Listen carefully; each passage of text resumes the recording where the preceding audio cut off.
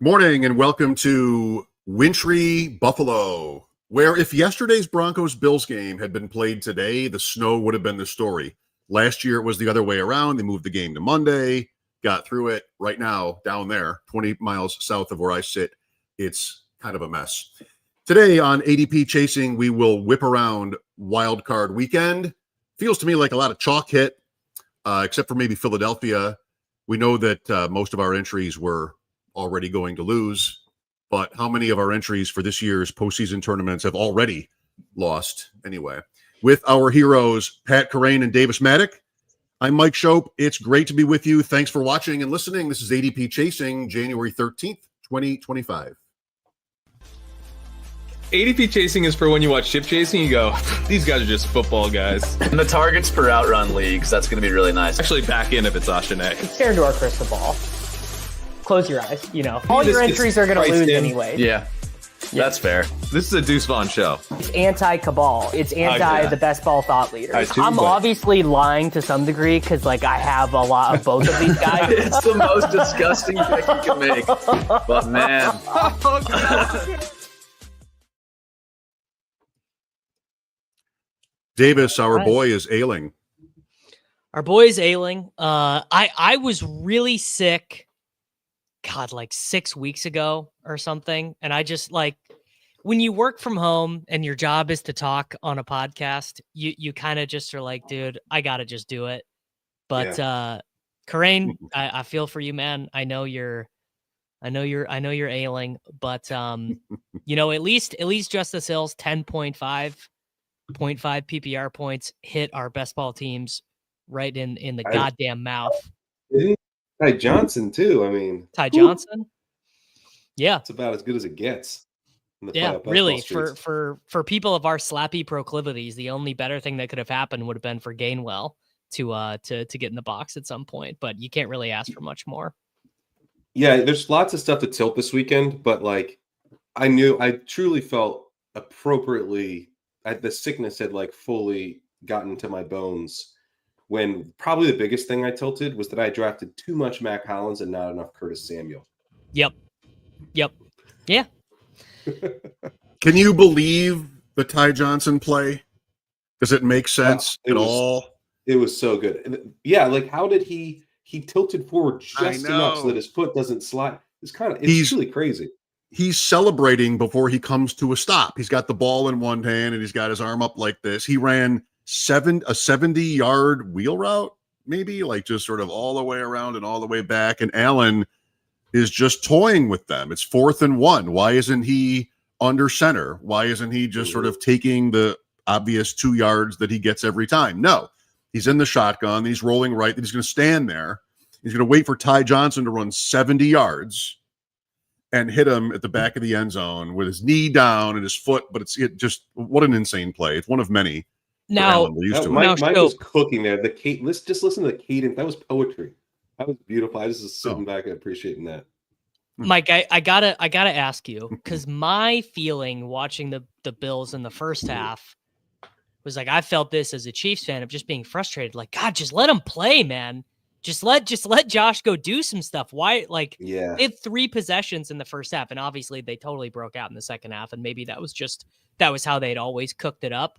But were you feeling the same as me, or you were just we're just taking care of business? No, much like you. It's been the dilemma I have faced with the Bills all year, which is I think that's how they want to play. And Denver is a kick off the goalpost from 10-10 at halftime, and they get Sean McDermott coming off the field. He's like, a couple of pre-snap penalties got us off schedule. One was on purpose when they're on their own 1-yard line, just trying to draw Denver off. There really wasn't that much of that.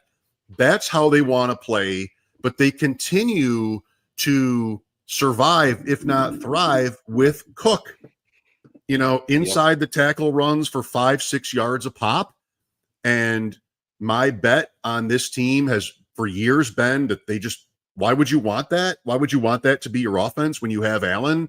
But here was a game where they get down early and they still get through it and then end up winning easily that way. So now it's Baltimore, Baltimore and Kansas City probably, like, now we're going to find out if they can bully the Ravens at home. But they definitely can't bully the Ravens, so that is not going to work against the Ravens. It could work against the Chiefs because the Chiefs are not going to get into second year against them. They could definitely bully the Chiefs. Now the Chiefs have a very good run defense, and so do the Ravens. But like, a very good run defense. What does that even mean in the context of winning a Super Bowl? Like, literally means nothing. So Kansas City has literally not scored 30 points this season. Like if they could definitely, like, either the Ravens or the Bills, if either of them avoid getting in their own heads, they can, like, I think easily beat the Chiefs, literally easily. But do you agree that one of those teams, the Ravens and the Bills, is much more likely to get in its own head? I mean, Baltimore. I think the Ravens are much more likely to go into Arrowhead and be like, "What is this now? What they got to come here first. They got to come here first. It's going to be 10 degrees and snowing. And, the last time they did this, Lamar Jackson talked about, I've never seen snow. And they scored 3 points in a playoff game. I saw our good friend of the show, Jack Settleman, tweeted that Lamar is not going to be wearing sleeves. So maybe he's trying to shake some of those demons. I don't know. I find myself, this is where I've ultimately landed. I am just an unreliable narrator on the Josh Allen versus Lamar thing. You just can't really take anything I say about these two guys as it pertains to one another seriously. I am incapable of not being biased towards Lamar. And I think it's mostly an aesthetic thing. I think it's mostly just Lamar, like a 4-yard Lamar run could be the most exhilarating play of the game. And that is not even a value judgment on Josh Allen, who is also very fun. I saw a great tweet that said, Lamar looks like a Maserati and Josh looks like a cement truck. Both get the job done. They just do it in a very different way. So I get accused. He's more of a monster truck. Give the guy credit. He's a monster truck. Yeah. Make him the best truck there is. Make him, whatever, anything like that. But I get accused of that. To me, watching football, irrespective of who are we rooting for, where do these teams exist, the Ravens Texans game that the Ravens won 31-2 on Christmas. There's a play where Jackson reads it and gets out to the right. He goes like 50 for a touchdown. To me, there's two plays in football that I think are the most exciting. That can be a running back too, but somebody who's like super fast. You can't see 20 yards downfield on TV, so you don't know what's out there. Does he have it? Is he going to be able to cut the corner, get the edge, go all the way, whatever that is? I love that. And I also love the great physical quarterback against whoever the great edge rusher. There was a Cam Newton, Mario Williams game here that I went to, Carolina Buffalo, like 10 years ago, whatever that was. And it was riveting. These two guys, like, can Newton get out? This is more Allen. Like, can he get out of that tackle? Can the defensive player win? That sort of head-to-head within the game. Those, to me, are the two most exciting things in football. So Jackson offers you that. Allen does too, to a point, depending on who he's playing against. It's just so, with the Bills, it's just so easy. It's always been so easy, anything short yardage. And the Ravens, right from the beginning of that game, Pat, I mean, they were much the better team, but it's like 3rd and 3. And Jackson comes left, and he's got to do this, and then the guy has him, but he gets 4. And there were 6 to 10 plays like that in that game that it ended up being a little bit more tense. He should have scored 45. The Ravens should have scored 45 points. But they don't in that game. They don't. I think the thing I like about the Bills is when it feels like they are able to like fully unlock.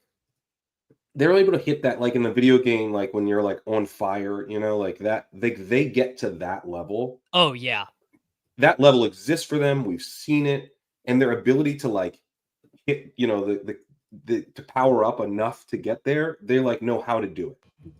The Ravens, it feels like they're constantly like a little short of that.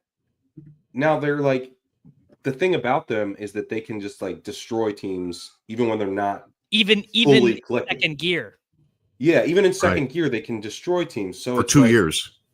Yeah, that's not to say that that they're not a great team, but it's like it's just aesthetically like I'm watching the Bills like click on all cylinders. Like like they were putting it all together. even in that Rams loss, you're like, my God, this team can score at will. I never really feel that with the Ravens. It's more methodical, I think. And then you get Henry rolling downhill, and that's the part of it where sometimes you're just like, this is impossible to stop. Yeah, the Henry thing, man. I think I'm like full like boomer running back pilled. I'm just like, dude, you know what? 49ers, just take Gene. Just do it. Broncos, you ready to accelerate the rebuild? You ready to win a playoff game next year? Just take Gene. Like I'm fully, because last year, I think part of the reason why the Ravens were so quick to forget the forward run existed against the Chiefs was it's taking the ball out of Lamar Jackson's hands to hand the ball to Gus Edwards. That doesn't feel like a very good trade-off. But taking the ball out of Lamar's hands to hand it to Derrick Henry, that feels like a much better trade-off. I think, Davis, that's right. And I think this is a Jackson thing. Like, what was frustrating for them last year in the playoffs, even in the Houston game in the first half, but then certainly against Kansas City, first play of the AFC Championship is a 2-yard run handoff to somebody. Second play is he gets out to the right and slides. These games, the Cleveland game they needed for the division, the Pittsburgh game, it's immediately Lamar Jackson keeping that ball. So that's where, that's the adjustment they've made, and the Bills will be ready for that. I mean, that's just, there's no way. I'm going to sound like a homer to you guys, but in Buffalo, I get accused of being a homer for Lamar. There's no way the Bills let that happen against Baltimore on Sunday night. Have you guys seen this take going around the internet that so I just said I was going full boomer, and now I'm going to go back to being full slappy. There was this take going around. I saw some Bills fans saying this: you just got to smoke Lamar once. You just got to don't care about, basically they're saying don't care about the running back on the read option, because that's what the Steelers did. The Steelers were immediately going to Justice Hill or Derrick Henry on the read option. That's why Lamar just kept getting 6 yards. Do you just smoke Lamar once? And then I would just like to ask those people, think about all the times you've watched Lamar Jackson play football. How many times has a defender squared him up in your memory? Zero. Zero ever. I can't really think of one time where a defender got him shoulder to shoulder, picked him up and tossed. I really can't remember once. I'm sure it's happened, but it does not happen very often. And there's a reason for that. That's right. Yeah. It's part of his brilliance. Well, and there's, that's where, the running back discussion has been, I think we definitely took it too far as the running backs don't matter stuff, on the analytics side, but it's they're closers in baseball or something. The final piece that you add to a really helps team to have a good one. You notice their absence. Yeah, you notice if you're not absence. good, it just doesn't matter. It doesn't matter. It doesn't matter. You're going to be good in close games. Well, you suck. So who cares? I think, but Derrick Henry, the idea of you just got to hit Lamar once. Well, that means you're focusing on Lamar instead of Derrick Henry, which might be horrible for you. If you focus on anything but Derrick Henry when he's getting the ball, that can be an 80-yard touchdown immediately. So. And the Henry signing has been awesome for them. I do still kind of hold steady on this draft class is bad enough, or maybe Gene T is going to be fine wherever he goes, but it's not particularly strong. There's no tackles in it. It's not a good class. There's no quarterbacks with tackles. So there's the high value positions are kind of not there. But generally, I think if you have a chance, you're not signing Derrick Henry over a really strong tackle who's available in free agency. Exactly. Yes. Yes, it's money that, you get a safety, you get a linebacker, or you get a running back. Okay, get a running back if you need that. And Henry's been amazing for them. Well, that's right. Ronnie Stanley has played every game after a season where he was in and out all the time. The Bills' offensive line, none of them has missed a game. They never get hurt. That's and so their line is better than Baltimore's. And again, now we have James Cook 5 yards every time. I mean, Cook has been sort of the overall dilemma I find with the Bills. Do you really want to win that way? Is that how this is going to be? And then Cook within that, is this really a guy who can just bust off runs and just get 5-6 yards a pop? But yesterday he was, and I'm not sure how eager you guys are to talk about next year, but what is Cook then? I mean, did you guys? I heard you, Pat, last week. You guys were on so much, and I was right with you when you were talking on. I think it was Friday night show. Just, I don't think I want to roster James Cook. Like, just you have Allen, but okay, what's the pivot in FFPC anyway in that context? And I was right there too, but that yesterday worked. It worked. I mean, I have lots of Cook in playoff best ball, but it was more like, so the context I was saying that is that I'm taking one bill. I still don't want Cook in the FFPC. I want Allen, right? I mean, and if you're going now, I think what I was wrong about is that Lamar Cook is probably going to be what you want if Lamar wins it. Maybe, because it's possible that let's see how Jaden Daniels does. I think you'd rather have Josh Henry. I think that if you offered me the two, I think that is the combo. Well, yeah, if the Bills depends on who wins. If the Bills win, for sure, but what if the Ravens win?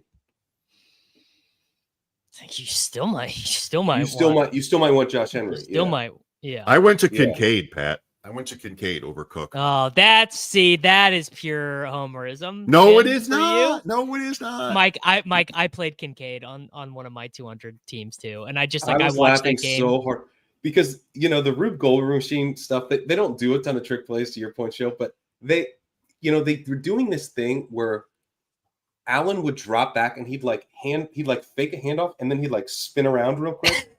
I was like, what is going on? What's the point? So he did that. He spun around and then he looked like he was going to throw deep, and then he threw 4 yards to Kincaid on a cross. So it almost seemed to be coming back toward the quarterback. It's such a weird route.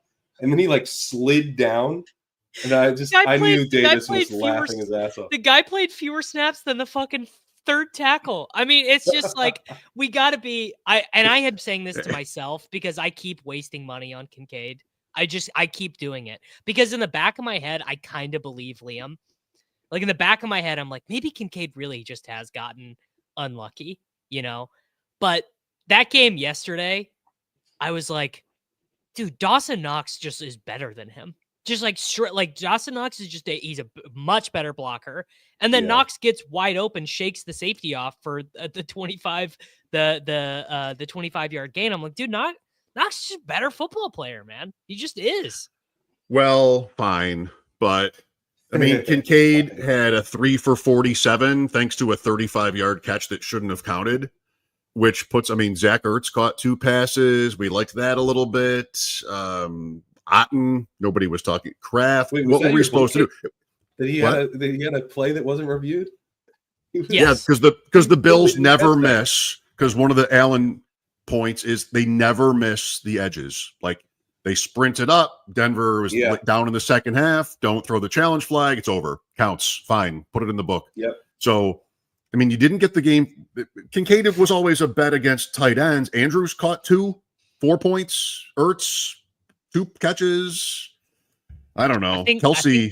I think the tight end you want in the FFPC probably has not started playing his games yet. I think right now Travis Kelsey is getting, he's getting the blood spun in his knees.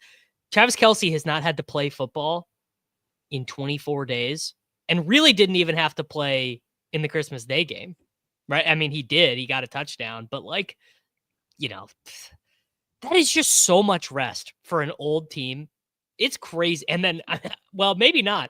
They're 7.5-point favorites against the Texans. Yeah. They just, handled them easily at home. Goddard, I like Hawkinson actually as a pivot too.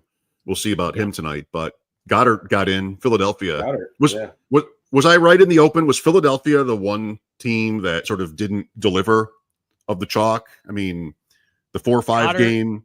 Goddard got 14.5 PPR, I think. But you want to talk about a playoff best ball swing. Barkley kneeling on that play instead of scoring a 70-yard touchdown. God. That's probably how many Eagles Chiefs stacks how many Mahomes Barkley starts went from they would have easily advanced in 2 out of 6 to easily not advancing. What about 1 out of 6 on DraftKings? My God, that killed people. Oh yeah.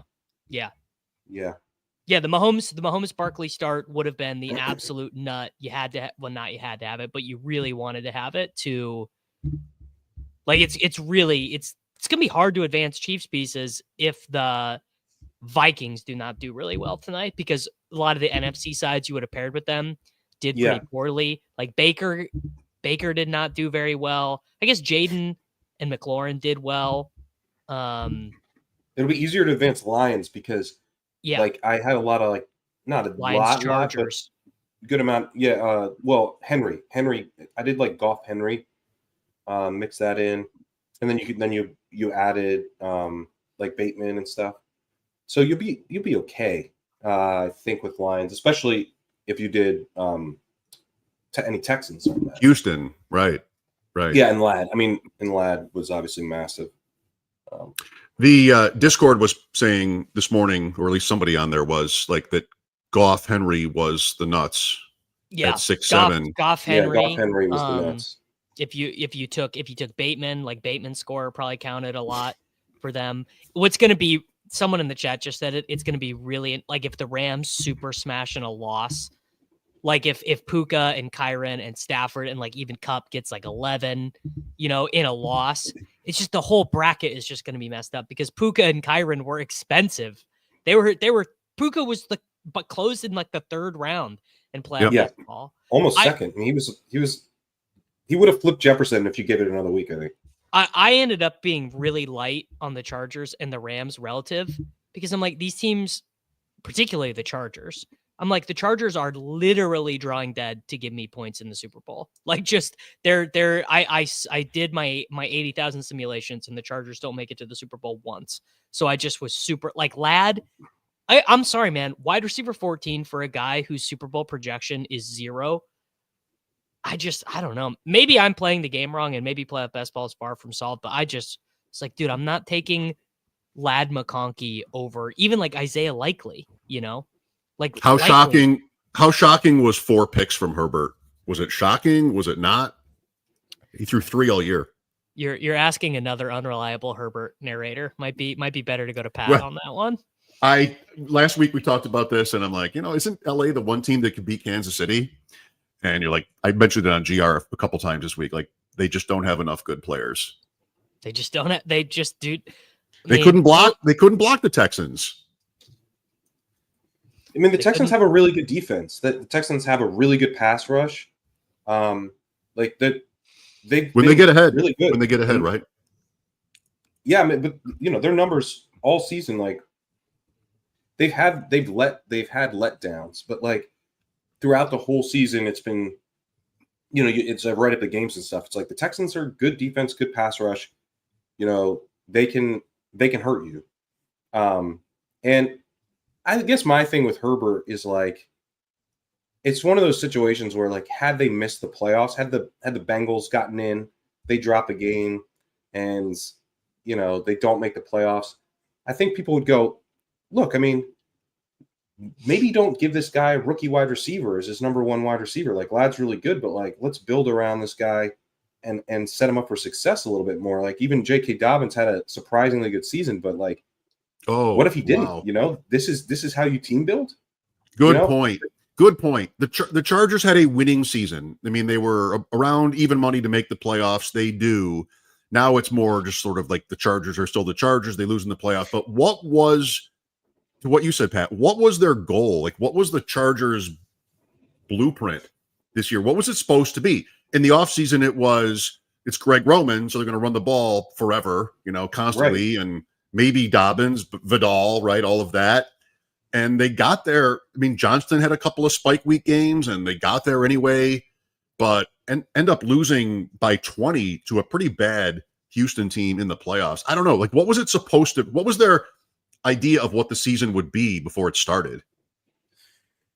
I think, I think this year was about Harbaugh establishing his identity, putting his fingerprints on the team and kind of getting like steering the ship towards like the direction that he wants to take this franchise, have it more be about like building through the trenches. And, like they could have had neighbors, this team could have had Malik Neighbors on it.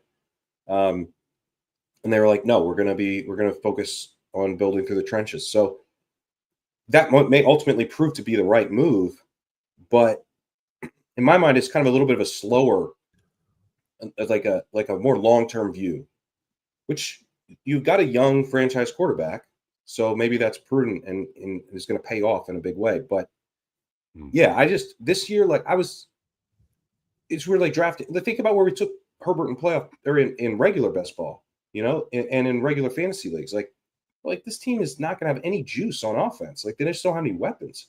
So, and that was right. Yeah, it was. That was right until Ladd broke out and looks like he's going to be a star. But okay, he's still a rookie and one guy. And Quentin Johnston's revival, I put like partly on Herbert, partly on them not having anyone else and them needing him to do it. And then he's been a little bit better this year. But this is not. There's certain teams where you're like everything was in place for you, man. This was your shot. This was your year, and you threw 4 picks. Like what the hell? This to me couldn't. Yeah. It's harder to be like further from that for Herbert. Like this was house money. This was house money for Herbert. Now he blew it with the house money.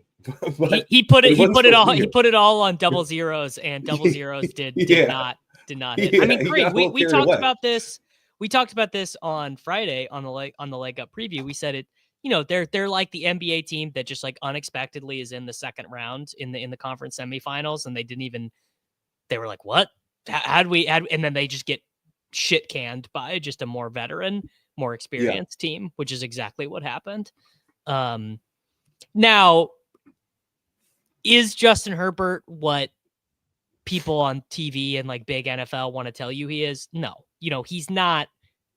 Justin Herbert is just simply not what like Dan Orlovsky and these guys tell you he is. Like he just is too inconsistent. I think it might even be a mechanical thing, but who he's going to be. He's shaping up to be the new Phillip Rivers. I was going to say Tony Romo. I was going to say Tony Romo. Yeah. He's more stylistically similar to Romo, but like that guy that one of the powerhouse quarterbacks in the league who just like it never.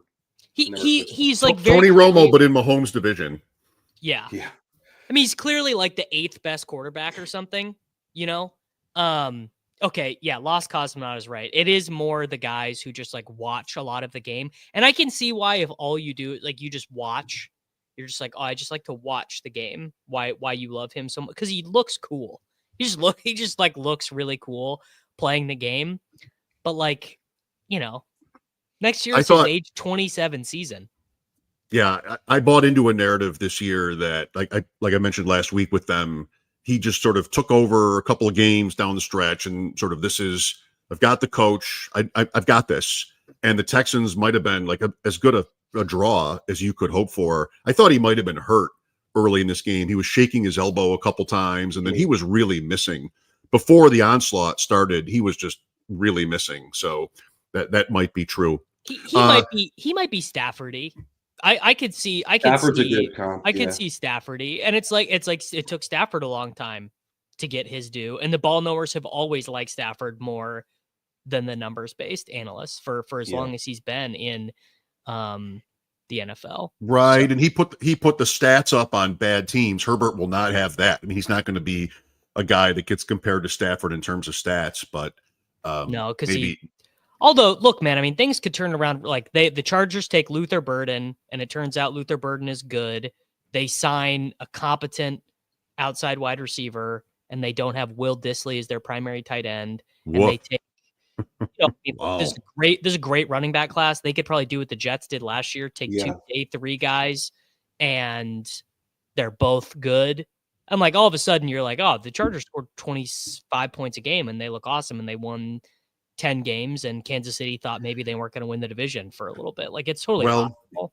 If I were his agent, Davis, if I were Justin Herbert's agent, I would immediately enter the transfer portal and look for a team in the NFC that might have isn't it so funny? It's like I remember this when Brady was doing his will he won't he, right? Of like, oh, where's he going to sign? I was like, Brady, brother, I know Brady's sharp. Brady's going to the NFC. And then of course Rodgers, exact opposite.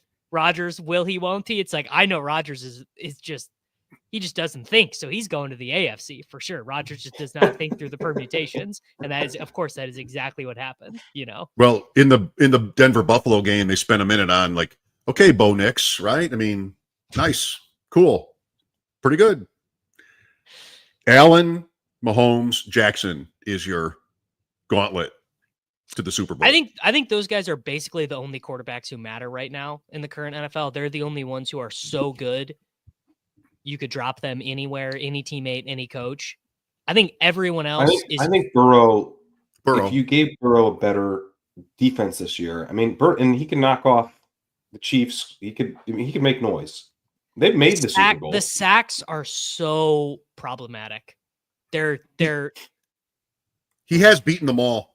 I mean, he's beaten Allen in the playoffs. He's beaten Mahomes in the playoffs. But the sacks are he's bad. There too. The sacks are bad. The offensive line is not great. And he takes sacks, even if he had a great offensive line, he would still take sacks.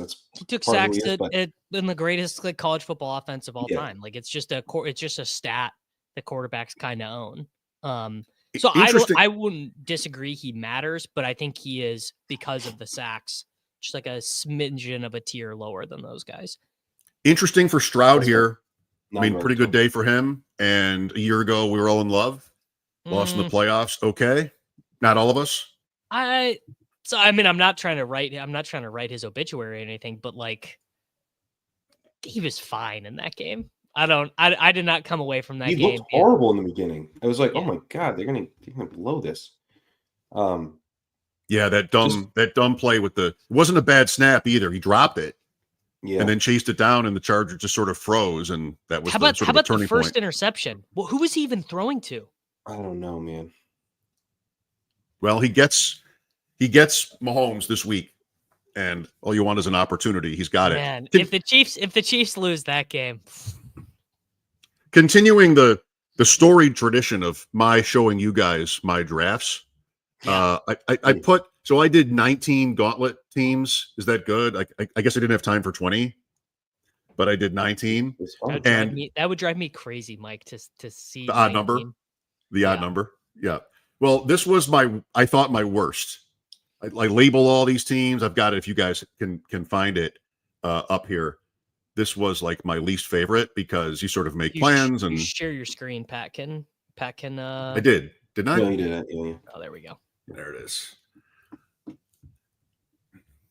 Barkley. Well, I mean, very good advance rate. What's your quarterback? Is it Stroud? It's gotta be Stroud. Let's find out. Yeah. I'm sure. Yeah.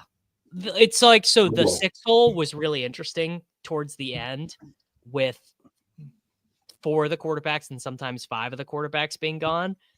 So those did end up being heavy advance rate slots. Like, I mean, look, you'd rather get your $20 back than not get your $20 back. But it's like, that never made sense. What Shope did here, you're not getting your 20. First of all, it's 25 to enter. So if you get $20 back, you've already lost money. Why not play for something unlikely? But if it happens, all of a sudden you're like, I think I have the nuts. Like if you get an Eagles Texans Super Bowl here, you're in great shape. Yeah. Although, do you have enough Texans? I think you might need more Texans. No, he does. He's only got have 4. Lions, Texans, Lions, Rams, Lions, Eagles. He has covered. Okay. What I did with those teams was I did Vikings teams. I mean, sometimes I would do like Barkley, Henry, and then I would do Addison, Aaron Jones, Darnold, Hawkinson, and then 2 Ravens, 2 Bills, or 2 Chiefs to set up the backdoor Vikings Super Bowl. Because I still think the Vikings are fairly live. Yeah, me too. What did we get? I want to go quickly, at least game by game here, if we can. But what did we get out of the NFC this weekend? Like Philadelphia, Hurts got injured, and none of those guys hit. I kind of still think the Eagles are the best team in the NFC, but Hurts did not look great. The defense did look really good. I think we learned that like wins against the Packers might not be worth that much. Is anyone? The Commanders have won their 5 most recent games all on the final play from scrimmage. And I mean, I actually like don't know like how did the Commanders not, or how did the Baker only had 18? I guess he had 20 dropbacks. That feels crazy. Yeah. I guess the Commanders just kind of ran the air out of the ball. 33 team rush attempts. Brian Robinson Jr., man, if you took him as an advance rate piece, you are not feeling that. I guess it was the Baker fumble that kind of ended up killing it. But I did more in solo first place for ahead of that game in the FFPC playoff challenge with a team that was a Washington fade and had Mike Evans. So before that fumble, we're like, we just need this to hold. And then we have a Minnesota fade on that team too, with Reichard and Puka. So we're like, this is looking really good. And then once that fumble happened, you kick the field goal to tie it up and then never touch the ball again. Like, it is just such a dagger. And then for Terry McLaurin to also score the touchdown, who was really chalky in that contest, that crushed me last night. I was like riding high. Bucks are gonna win this game. Terry's kind of quiet.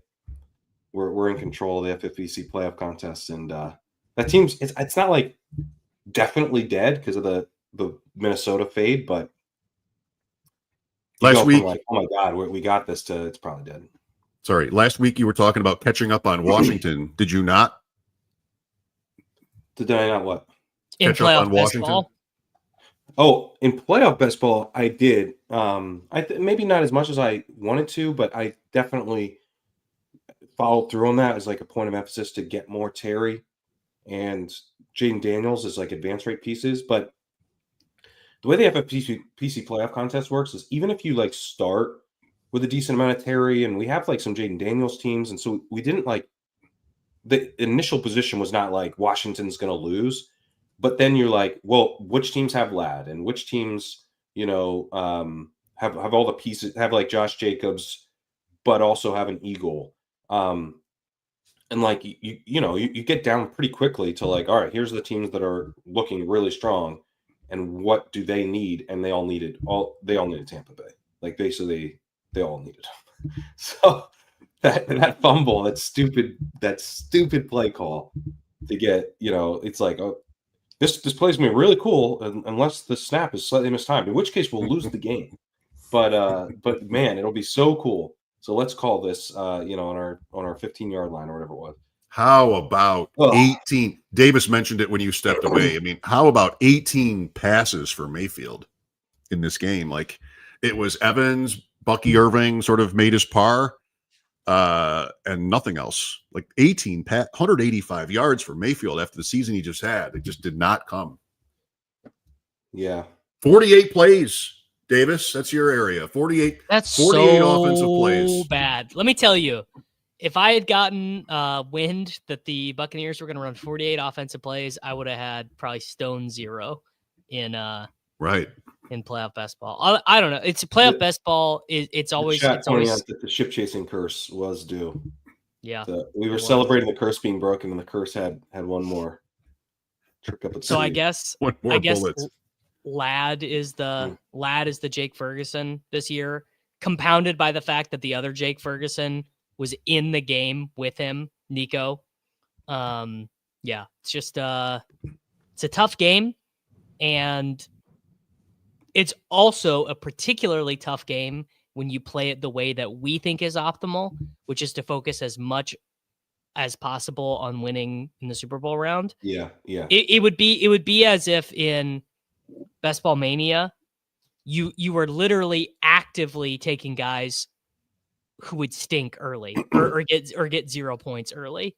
Like it's like 0 RB, but like with no possibility of upside in the first 4 weeks or something. Well, the thing is that in regular best ball, advance rate still matters. Even if we focus a little bit less on it, we still want good advance rates. In playoff best ball, you'd love good advance rates, but we're actually like betting, like we're actually like intentionally taking on lower advance rates because the best way to get advance rates are to draft teams that are like insta dead to win the tournament. So we actually are sacrificing advance rate relative to our opponents. And that's where Andrew's like, playoff best ball sucks. hang in there. This is the week where it really does suck. Because this is the worst week. And then every week from now, if you did it right, you're going to be like, holy shit, I got 30 teams through, and then 20 of them got through to the semifinal. That's the goal, right? It's like that now we've like taken our medicine, and now we're going to start advancing teams better than the field, and potentially like way better than the field. So that's, we'll see. We'll see if that actually happens, but depends how many fantasy points the Kansas City Chiefs decide to score this week. We need some Chiefs. We need some Lions to put up points. Yeah. If the Chiefs score 17 points and like never get out of round one, or never get out of first gear, it's not great. Yeah. Jordan's asking if 50 of 150 is good. I think that's actually expected, but it's very, very good if you build the way you're supposed to. I was gonna say I would honestly say if you built the way to have as many Super Bowl pieces as possible, I'd find it very hard for you to actually have accomplished that. Because maybe a lot of Ty Johnson or something. Yeah, it's hard to a lot of Ty Johnson. Yeah, you could do it if you had like a shit ton of Ty Johnson. Yeah. Or if you guys don't mind, can I just ask you as like a relative novice? So I've never wandered into DraftKings, that world for fantasy, underdog for me, FFPC. It reminds me of a documentary I watched about the great Roger Ebert, the film critic, where a friend of his had said how he'd worked a lifetime in Chicago and he got this huge offer to move to New York City and right there for way more money. And Ebert apparently said, I don't want to learn new streets. At a certain point in life, you just don't want to learn new streets. And I hear you guys talk about DraftKings all the time. Like those are new movies. What? No, just that was the line. It's sort of a good metaphor for a lot of things. Just to want to learn new streets. I like that line. Yeah, it's like I don't want to learn a whole new city. I know about learn new streets. I know Chicago. I totally get it. Trusting this man on. No, Pat, you don't get it. Just like I get it, but I mean, you moved across the country. You learn new streets. You were up for it. Learn new streets, buddy. Stop. You're getting old if you don't want to learn new streets. You still got to challenge yourself. He was challenging yourself. I'm out here. I'm out here recording sick. I can barely get through more than 2 sentences without fun coming up. You're all about new streets, then. I'll learn new streets.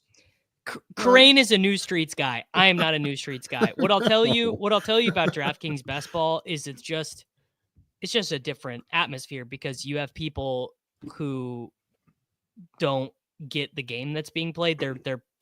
I would say it's like this. People sort of treat DraftKings Best Ball, both playoff best ball and regular season best ball, like a lottery where they're not all that they don't even want to pick the numbers. They're just like, sure, whatever. I'll enter this lottery and see if I win later. Yeah. All right. And then you have to deal with that as their opponent. By the way, speaking of fighting getting old, much earlier in the show, we had a comment that I traded in my guitar for my vacuum. So that's why I got up earlier and traded. I put the guitar back in place. You got up and moved. Did you just notice it in the camera? Like you just had the vacuum? Yeah, in the camera, people are noticing I had a vacuum behind me. So I went and got my guitar. Because I watched Ronnie Chang's special last night. And he's talking about how, him and his wife are freezing her eggs and stuff so they can have kids much later. He's like, I don't want to have kids right now. Everyone I know who has kids looks like shit. I'm like, well, I'm not going to beat those allegations. That's I'm definitely looking like shit. But at least, I can still show that I did not go full domestic. I've still got the guitars there. Every week we want to see something different in that corner, like that would be a really good bit. Yeah, the fishbowl in the West Wing. The fishbowl in the West Wing. There's always a different little item in the fishbowl that referred to the rest of the episode. So maybe we could do that. Well, the idea of going game by game, we've covered a few of these games pretty well already. I don't remember exactly the context, but you guys mentioned Rashod Bateman earlier. I don't know what Flowers is going to be going forward. Was Bateman a bet you guys wanted to make? Yeah. I mean, I just have in playoff baseball for sure. Yeah. Flowers is done. The Rotopat made this point to Pat and I on Friday, but like when the guy doesn't even pretend to practice, in for a playoff game. They buried the report. I think it came out Friday or Saturday. He has an outside chance to play in the divisional round. This is a if they make the Super Bowl, we're getting the 2-week run of Zay's going to test it out. Zay's going to play 100%. He might be on a snap count, but he'll be out there. That I think we're getting a Super Bowl return. It's one of those things where like I kept kind of drafting Zay, obviously at a discount, but I kept drafting him to play at best ball. And Pat said that, and I was like, yeah, he's right. The way this went, he's not playing in the divisional, and he's probably not playing in the conference championship game. It's a 4-week injury. Yeah. And they like, Anthony Miller, man. Anthony Miller's out there making catches in a playoff game. How about that? Yeah. Like the thing that makes it so easy for the Ravens is they have 2 really good tight ends. You have 2 really good tight ends as a play caller. The world is so open to you, man. It's 2 tight ends who can both catch passes and block. And like we like to make fun of Mark Andrews, but he can block. Like that is the number one way to combat the 2 high safety. Make that like you're gonna have a linebacker on Isaiah Likely doesn't work, and a defensive back is like these guys are like literally too big for the defensive backs to interfere. You actually see this on third downs a lot. I was actually surprised. One of the third downs the Ravens didn't convert was like a 3rd and 13 out to Andrews, where normally the defensive back is literally too small to jump up and get through Mark Andrews's arms to get to the ball. Like normally they're just literally not big enough. It was a hell of a play. But like, God damn, just having 2 tight ends who are good is such a fucking edge. It's crazy. Pete mentioned Likely. Was that unironic last week? I hope so. He did make a couple of athletic catches in that game. Likely, he's so good. Yeah, he's good. He's good. My favorite way to beat the 2 high this past weekend was that Troy Franklin play where they just ran run past him on a go route from the seam, and you're like, wait, we're like, you're not supposed to do that. What do we do? Cool how Denver tried that 5 more times, and by 5 more times, I mean not at all. Instead, when they got down 21-7, they ran up the middle a couple times. Yeah, that was classic. Peyton is like, well, I like Bo Nix, but I don't love Bo Nix. We'll keep it close now. We'll just try to get out of here with our self-respect at that point after the Johnson touchdown. Should have been more... because Go ahead, Pat. Well, you get the Peyton. It's like one of those things where like you don't know the score, but you're like, they get the Troy Franklin touchdown, they get the fake punt. You're like, Peyton is cooking. Then like you reveal the score. Oh no, it's not. It's just the quality between the 2 teams was just. You really don't want to have to punt 4 plays after a fake punt that worked. You really don't want to have to do that. But how much Pickens did you guys take?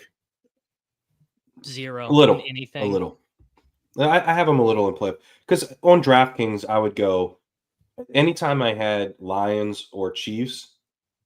Once I got like the full Super Bowl, I'd just be like, who's going to help me advance? Who's going to help me advance? Like it's 1 of 6. Like I will sacrifice a roster spot to have Gibbs and Amon-Ra and Goff come on in week 2. Like give me a few teams like that with a dead Pickens spot. Like, yes. So that I used him for a purpose on DraftKings mostly.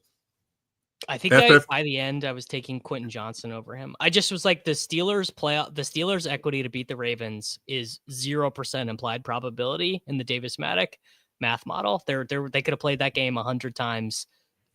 Steelers were never winning, which is like, I don't know. I'm probably doing it wrong, but yeah. FFPC. Did you guys ever get to Pickens? I didn't. And just a little, yeah. No, did he end up? Did he end up being necessary? Maybe not. Like a couple of other losers yesterday. Because there's Pickens, there's Evans, there's Jacobs, right? And then you want Ladd for sure. So yeah, Pickens didn't really separate. There's like a basket of guys that you probably are going to need to have one of, but it doesn't have to be Pickens, I think.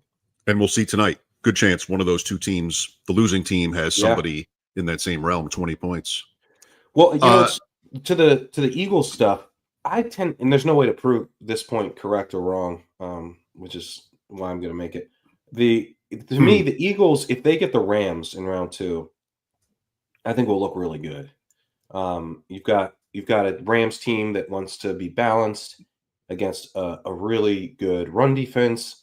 You got a terrible pass protecting offensive line against a team that covers well and can get to the passer in the Eagles defense. And then you have a Rams defense that is bad against the pass, but teams have ran on most of the year. They're kind of like a run funnel, sort of like a run to set up the pass type of defense that works really well against them. It's a really strong matchup, I think, for the way the Eagles want to play and then the way the Eagles defend. So I think we're going to feel like the Eagles are going to win the Super Bowl if they get the Rams in round 2. But if they get the Vikings have a good run defense. They've got a guy on the other side in Kevin O'Connell who's got no problem being aggressive and taking chances, which is, I think, the right way to play against the Eagles. And I love this point.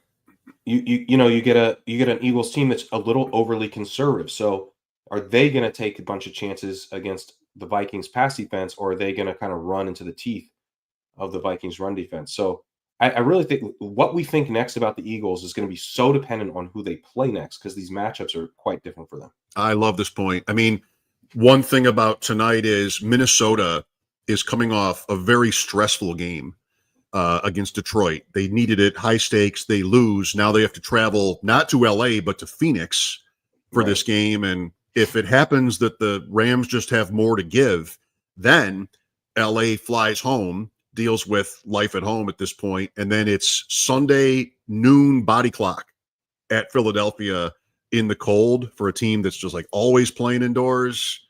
Yeah, I think so too. I think that's a really smart analysis for Philadelphia's sake. And then is Detroit happy to get Washington maybe too? I think probably yes. I think Detroit's very happy to get Washington. Very happy. I think it's a good matchup for Detroit. I mean, Washington's a run funnel. They have a good, not great pass defense. But the Lions are not – they're one of the rare run-first teams that's not overly conservative. If Daniels is putting up points through the air, they will also take to the air. Like they will play aggressive. They'll go for it on fourth down, as we know. They're not going to – they're like most of these teams that run and that's like built around their identity becomes running the ball. But the Lions' identity is – playing to win the game. And the way they're built, that usually involves them leaning on the run, but it doesn't have to. So I think it's a really good matchup because like their plan A should be very effective here. They should be able to pound the rock and then play action off of that really well against the Commanders. And back to the other game, remember the Eagles and Rams did play this season in LA. Barkley is smooth 26 for 255 and 2. In that game against the Rams, plus 4 for 47 through the air.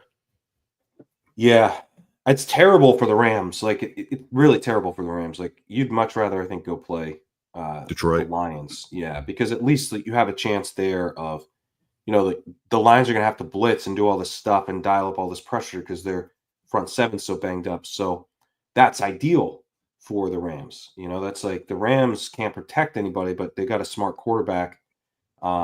It's boom bust, but I would much rather play the Lions than the Eagles if I'm the Rams. They're Baltimore Buffalo by the Bucs. Baltimore Buffalo. Davis, who wins? I got to think about it more. Gut is Baltimore is the better team, but they're so much in the cold. They're just so much more likely of the two teams. Who's more likely to just like do some dumb things and just like forget their identity and like it's a 3rd and 3 and they like call a screen to Nelson Aguilar for no reason. Like I feel pretty strongly that way. But like I don't know, Joe Brady also just like lost his mind in the week 4 game too in prime time. So like, I don't know.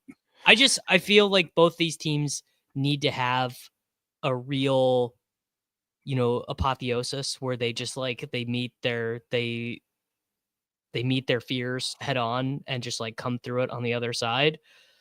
So I don't know. Whichever team won't wins, happen until next week. Boosted. That's called beating the Chiefs. I mean, that they're waiting on that. What a loss for the loser, Pat. I know. Yeah, I favor the Bills because I think like in power ratings and stuff, you probably have the Ravens slightly ahead. I wouldn't quibble with that, but it is at the Bills, and I think they're close enough to where that gives the Bills a slight edge. And then I just think about like what team am I feeling like? Okay, I've picked this team to win. There's 3 minutes left in the third quarter, and my team's down 10. How am I feeling? I feel so much better with the Bills. Yes, I feel so much better with the Bills. Like the Bills, and that's like why I think it's very, very close. It's kind of like tiebreaker. But to me, it's like the Bills can win in a variety of game types, where the Ravens, they can win again. You know, I'm not saying the Ravens can only win from ahead, but I do think they're much, much stronger when, you know, they're kind of playing their game and playing from ahead. Pittsburgh hit a couple of passes too. Like the Bills will do that. Yeah. They're obviously very dangerous. It's just like, I just don't think they're quite as dangerous playing, you know, a little from behind as the Bills is my point. Not that they're not dangerous, but that's just, they're both such good offenses. The defenses, you know, the Ravens have really improved to where their defense is looking horrible at points this season, but they've kind of gotten that together, and they've been strong against the run all year. And you could say what the Bills, like, Shope, do you see the Bills potentially shooting themselves in the foot a little bit here with trying to run James Cook too much against a good run defense, or are they going to be aggressive enough to win? That's a good question. They might, but the Ravens are not going to get Allen. You know, they're not going to get him on one of these plays like a pick six you saw against Cleveland. Well, I know, but I don't think that happens, and I think that could happen for Jackson. Davis, you have that Sunday night game so entrenched in your mind, that Buffalo-Baltimore game, that trick play. I think you know this? I literally can't shake it, man. It's that play that I cannot shake. That was September 29th, and you could take this as a good thing or a bad thing for Buffalo. That is literally the Bills' last lost fumble. I take that as a good thing. I mean, I think that the Ravens are the better 1 through 53 roster. I think Monken is a very good coach. I wonder if one of the things that we will say is that actually having Josh just play with like all these shitty wide receivers. I saw yesterday, I believe no wide receiver played more than 62% of the snaps. And I think it was Matt Collins who led the most. And maybe we'll end up seeing this with the Ravens too, because Zay Flowers is banged up, but like having, you know, and maybe the Chiefs ruined the math on this. Like, this is the rebuilding year for the Bills. This was supposed to be the take the medicine year, let a bunch of our dead cap go, and we'll just, you know, kind of see what happens. But having Josh roll out there with Keon Coleman, who's like unreliable at best, Khalil Shakir, who's like a good slot wide receiver, but that's just kind of all he is. Cooper, I liked the idea of adding Cooper. I wonder if Hopkins maybe would have been the better move for them at their stage in their careers, because Coleman and Cooper are kind of duplicative and they don't really have anyone like Hopkins. Just like they just have a bunch of guys. They just have you know, Curtis Samuel, you know, is popping out. And I wonder if they kind of feel that. Well, I wonder if they feel the same way that the Packers feel, which is, when you have a wide receiver one by committee, it just means you don't have a guy who could just go win. And it's just kind of very hard in the NFL these days to win that way. The Bills are a little bit like some of these best ball teams of ours, where like you get to this point and you have it. Yeah. And here's Samuel, who was hurt much of the season, never really got entrenched in the offense, but he's good. He's healthy. There's no tape. And I don't know, the Ravens, that's Aguilar for them. Who is that even? At least it's not 4 years ago when they dragged Des Bryant into this game in the playoffs. So they're a little bit ahead of that, but still, like, not great. Yeah. The thing about this game that bugs me is how defining it's going to be for whoever It's going to be so annoying. Even as someone who likes to participate in the histrionic discourse, which I do, even I'm going to be like, I'm not saying anything bad about Josh or Lamar. Unless one of them really fucks up, then I'll laugh with everyone else. But if it's just like they both play well, it is going to suck, Pat. It's going to suck because it's like the Chiefs win all these close games to get the 1 seed. And like both these guys have had such incredible seasons. They deserve to at least make the AFC Championship. Their biggest crime was being born at roughly the same time and space as Patrick Mahomes. Yeah. And as each other, it's like, and then to be in the same conference, like you could have the Ravens over in the NFC side, and we'd be like, oh, they're going to coast. Analyzing the 18 draft is the gift that never stops giving. How much better? How much better is Lamar than Jalen Hurts? And I'm a Jalen Hurts guy, but he's a lot better. Yeah, he's like 3 times better of a player than Jalen Hurts, 4 times better or something. He's a lot better. Here we go. Could be a great weekend. Pat, feel better. What do you take? What do you do for a cold? Like mine is the Alka-Seltzer fizzy orange things that, you stir in the water and then drink. That's my number one cold medicine draft. Cold medicine rankings. Dayquil dries it all up. To me, nothing better than when it's like a wind. It's like it's in the middle of winter and it's been cloudy and kind of drizzling, little snow. It's like, sounds terrible. It's snowing now. Just a few little flakes come down. What the hell's going on? And then all of a sudden, the sun just comes out, and it's like 1 PM. It's like got a little heat to it. You just like let it hit your face for a few minutes. That's to me the Dayquil. It's just the sinuses are open. I can breathe through the nose again. The orange caplets, is that the word? The orange Dayquil caplets? Yeah, they're way too big. They're just way too big. Yeah. Way too big. Yeah, take those orally. Yeah. I lived in the East Coast and in New York for decades. Okay, I can say this even though I now live in San Diego. You gotta just jam zinc, vitamin C, and bone broth. Bone broth's a good tip. Yeah. When I'm sick, I buy the big. I'll show you guys exactly what I buy. And I drink about 42 fluid ounces of this, and it gets you back, or 32 ounces. I drink this this whole thing. Damn. But beef bone broth. I'm literally writing down Davis Maddock cold recipe, ideas. You will be.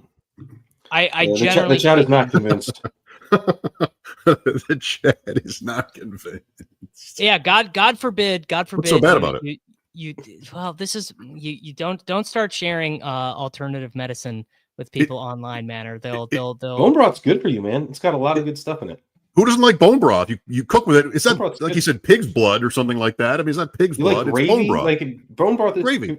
It's delicious. Vitamin C, zinc, whatever. Guys, it's literally delicious. Like it's like actually like you'll put it in the microwave or on the stove or whatever, and you put it back in a glass and you drink it. It's like delicious. It's honestly delicious. Yeah, it's not like liver or something where it's got like that taste to it. Which you got like salt. There's salt and pepper. It's really good. I'm open to it. I'm fully in. I'm gonna get it. It's Gatorade. It's Gatorade from nature. It's doing the same thing for you that Gatorade's doing. It's getting magnesium, potassium, and sodium back in your body, which is what you need when you're sick. And maybe somebody is just anti-zinc. We're assuming it's the bone broth that's the problem. Maybe there's there's an anti-zinc. I mean, zinc. You want. Wasn't zinc? The zinc stuff overblown? I thought the zinc stuff was debunked. It's the thing that actually gets the thing that's actually overblown is vitamin C once you're already sick. Okay. You want to take it, like you want to have like vitamin C, like if you are a supplement person, do it then. Once you already get sick, it's actually not that helpful for you. Bone broth for a 3-day fast. Also good. If you are sick and you fast, generally speaking, pretty good for you. I wish we could have closed on. And I might die on stream, so that'll be a test of if it's good to eat. Because if I die on stream, you should probably eat more sick. I wish we could have closed on. Wasn't the zinc stuff overblown? But we didn't quite, stick the landing when it comes to that. Hard to close a show with Pat and I. We Corinne and I did another show on Friday together, and someone in the comments said, "These guys are real show elongators." That's just kind of what we do. We just we can't help it. You guys are tough to close a show with, really? Is that you telling me that? You think so? Yes, we are. Yeah, Mike. Because someone in the comments said that. Do you not think that as the host? I think we are doing. I think we are doing just fine. And these little tangents are my favorite part of watching you guys wherever it is. Thank you, boys. Feel better, Pat. Good luck tonight, and we'll talk next week. For Pat Corain and Davis Maddock, I'm Mike Shope, ADP Chasing. Talk to you later.